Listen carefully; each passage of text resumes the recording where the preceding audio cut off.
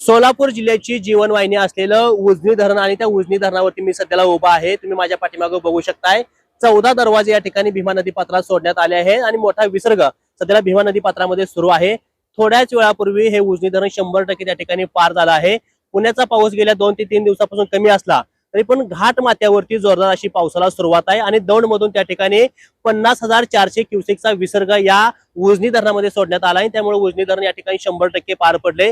उजनी धरणाच्या पाण्याचं नियंत्रण राहण्यासाठी या ठिकाणी 60,000 म्हणजे 60,000चा विसर्ग या ठिकाणी चंद्रभागा नदी पात्र म्हणजे भीमा नदी पात्रामध्ये सोडण्यात आला आहे आणि वीज निर्मितीसाठी 1600चा म्हणजे 61,600चा विसर्ग या ठिकाणी भीमा नदी पात्रात सध्याला सुरू आहे। त्यामुळे भीमा नदी पात्राची त्या ठिकाणी पाणी पातळी सातत्याने वाढायला लागली आहे। या उजनी धरणावरती सोलापूर जिल्ह्याचं अर्थकारण राजकारण या ठिकाणी अवलंबून असते। यंदाच्या पावसाळ्यामध्ये सोलापूर जिल्ह्यामध्ये म्हणावा असा मोठा पाऊस झाला नसल्यामुळे त्या ठिकाणी सोलापूरचा शेतकरी हा चिंतित होता। त्यांच्या पेरण्या लांबल्या होत्या, ऊसाच्या लागणी त्या ठिकाणी लांबणीवरती गेल्या होत्या। परंतु हे उजनी धरण 100% भरल्यामुळे त्या ठिकाणी सोलापूर जिल्ह्याच्या शेतकऱ्यांमध्ये आनंदाचं वातावरण आपल्याला त्या ठिकाणी बघायला मिळणार आहे। आता कॅनल मधून देखील जवळपास 2400 क्युसेकचा विसर्ग कॅनल मधून देखील त्या ठिकाणी सोलापूर जिल्ह्यासाठी सोडण्यात आला आहे आणि उजनी धरणातून 60,600चा विसर्ग या ठिकाणी भीमा नदी पात्रात सुरू असल्यामुळे आता नदीकाठच्या शेतकऱ्याचा मोठा त्या ठिकाणी फायदा होणार आहे।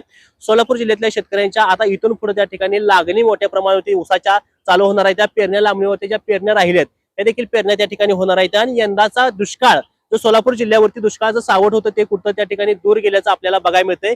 कारण उजनी धरण त्या ठिकाणी 100% भरून आणि त्याला मोठ्या प्रमाणावरती पाण्याचा विसर्ग या भीमा नदी पात्रात होतोय।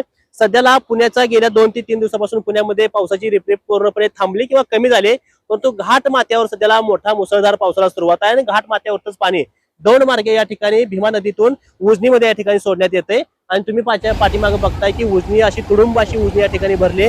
100% उजनी धरण भरल्यामुळे शेतकऱ्यांमध्ये त्या ठिकाणी आनंदाचं मोठ्या प्रमाणात वातावरण आहे। गेल्याच आषाढी वारीला आपण बघितलं की आपली चंद्रभागेमध्ये मोठ्या प्रमाणावरती पाणी असायला पाहिजे होतं, परंतु वारकऱ्यांकडून त्या ठिकाणी नाराजी व्यक्त केली जात होती की भीमा नदी पात्र म्हणजे चंद्रभागा नदी पात्रामध्ये पाणी कमी आहे। पण वारी झाली आणि त्या ठिकाणी आता तुम्ही बघू शकताय मोठ्या प्रमाणावरती विसर्ग या ठिकाणी भीमा नदी पात्रात होतोय। सगळ्यात महत्वाचं म्हणजे उजनी धरणावरती शेतकरी देखील आपल्याला काही नाराजी बघायला मिळते, कारण उजनी धरणामध्ये आलेलं पाण्याचं त्या ठिकाणी राजकारण केलं जाते। ज्यांच्या या उजनी धरणामध्ये जमिनी गेल्या, ज्यांच्या शेती गेल्या त्यांना त्या ठिकाणी पाणी मिळत नाही आणि ते पाणी ज्यांच्या या ठिकाणी नुकसान झालं आहे त्या लोकांना त्या ठिकाणी मिळते, असा देखील आरोप बऱ्याच शेतकऱ्यांकडून केला जातोय।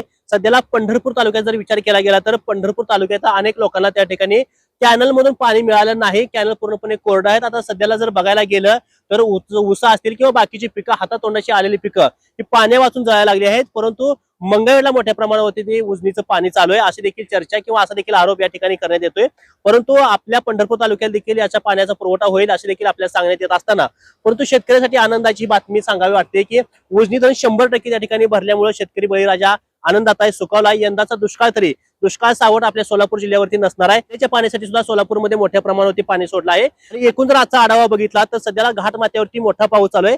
आता 60,600चा जरी विसर्ग असला तरी वरचा विसर्ग बघून किंवा दौंडमधून येणारा विसर्ग सध्याला लक्षात घेऊन इथून 60,600चा विसर्ग वाढवून त्या ठिकाणी अजून वाढ केली जाऊ शकते। त्यामुळे भीमा नदी काठच्या शेतकऱ्यांनी सतर्क राहिलं पाहिजे, सावधान राहिलं पाहिजे आणि नदी काठच्या किंवा नदी परिसरातील आपल्या मोटर असतील किंवा आपल्या ज्या वस्तू आहेत त्या काढून घेतल्या पाहिजे, कारण हा विसर्ग मोठ्या प्रमाणात वाढवला जाऊ शकतो। काल हा विसर्ग 40,000 वरती होता, आज त्यामध्ये 20,000ची वाढ करून 60,000चा विसर्ग आता भीमा नदी पात्रात होतोय। त्याला भीमा नदी काठच्या लोकांना पूरजन्य परिस्थितीचा धोका अजून देखील अटळ आहे, त्यामुळे सावधान राहिलं पाहिजे आणि या उजनीच्या विश्वसनीय आकडेवारीसाठी आपण महाराष्ट्र माझा आजपर्यंत पाहत आलाय। आता मी धरणावरून तुम्हाला त्या ठिकाणी आकडेवारी दिली। इथून पुढच्या सगळ्या अचूक आकडेवारीसाठी आपण महाराष्ट्र माझा अजून सबस्क्राईब केलं नसेल तर आता सबस्क्राईब करा, जेणेकरून तुम्हाला अचूक आणि विश्वासार्ह अपडेट आम्ही तुम्हाला देत राहूया। धन्यवाद।